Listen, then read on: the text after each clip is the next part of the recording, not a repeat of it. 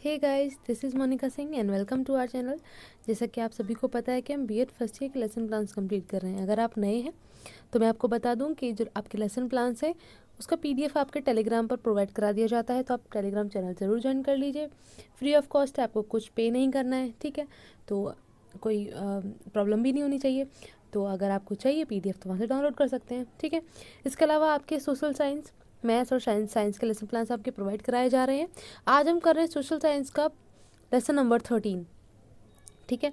ये यहाँ मत फोकस कीजिएगा, आपको पहले भी प्रोवाइड कराए गए हैं ना, तो नंबर्स पे यहाँ मत ध्यान दीजिए। बस जो मैं बता रही हूँ, जो सीक्वेंस मैं आपको नंबर दे रही हूँ उसी पे फोकस कीजिएगा, ठीक है। तो ये 13 लेसन प्लान है। यहाँ डेट मेंशन कर देते हैं आप, क्लास, सेक्शन, सब्जेक्ट, स्कूल और सब सब्जेक्ट आ जाता है।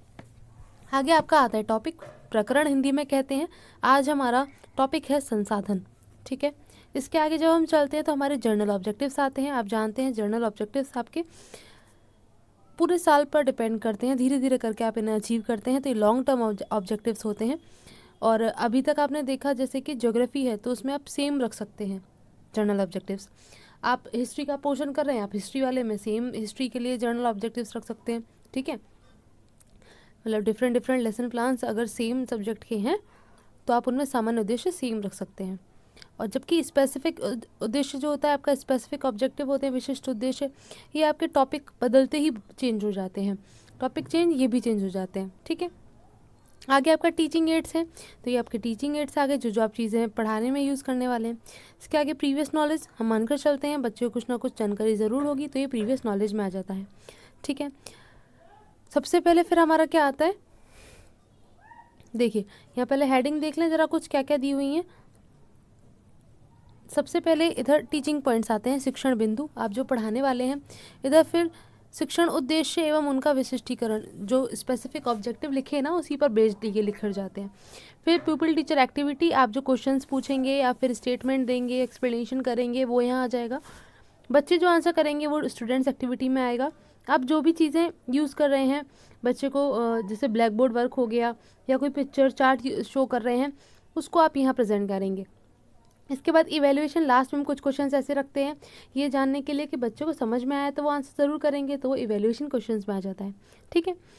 इसके आगे प्रस्तावना प्रश्न हम करते हैं। सबसे पहले पूर्व ज्ञान पर आधारित हम प्रश्न करेंगे बच्चे को टॉपिक से कनेक्ट करने के लिए। बच्चे आंसर करते हैं, प्रश्नोत्तर विधि है हमारी। इसके आगे जब हम चलते हैं तो उद्देश्य कथन होता है। यहाँ हम अनाउंसमेंट करते हैं अपने टॉपिक का कि हम क्या पढ़ाने वाले हैं। लास्ट हम ऐसा मानकर चल लेते हैं कि क्वेश्चन ऐसा रखते हैं कि बच्चे को इसका आंसर नहीं आता होगा, जिससे हम बताते हैं कि आज हम ये पढ़ने वाले हैं, ठीक है। तो ये कथन विधि से हमने बता दिया बच्चे को।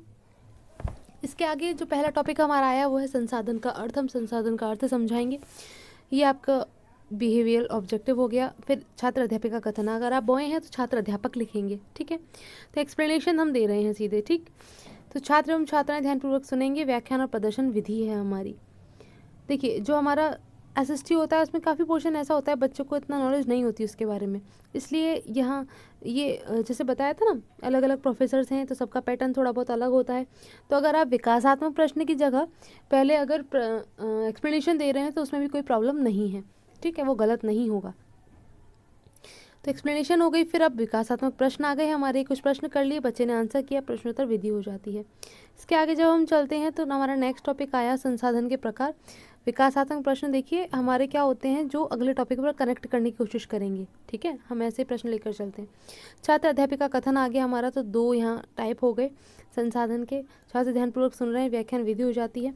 इसके आगे जब हम चलते हैं तो ये जो दो टाइप हैं वो उसको एक्सप्लेन कर दिया है हमने, प्राकृतिक संसाधन और मानव निर्मित संसाधन में।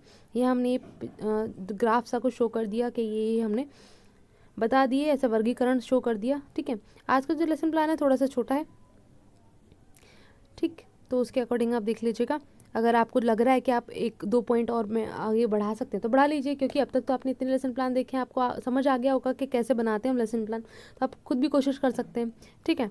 लास्ट में क्या हमारा इवैल्यूएशन क्वेश्चन कर लिए। इस बार हमने रिक्त स्थान के रूप में इवैल्यूएशन क्वेश्चन किए हैं।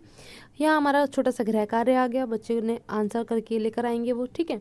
तो इस तरीके से आपका लेसन प्लान ही पूरा हो जाता है। कोई भी क्वेरी आप कमेंट बॉक्स में बता सकते हैं।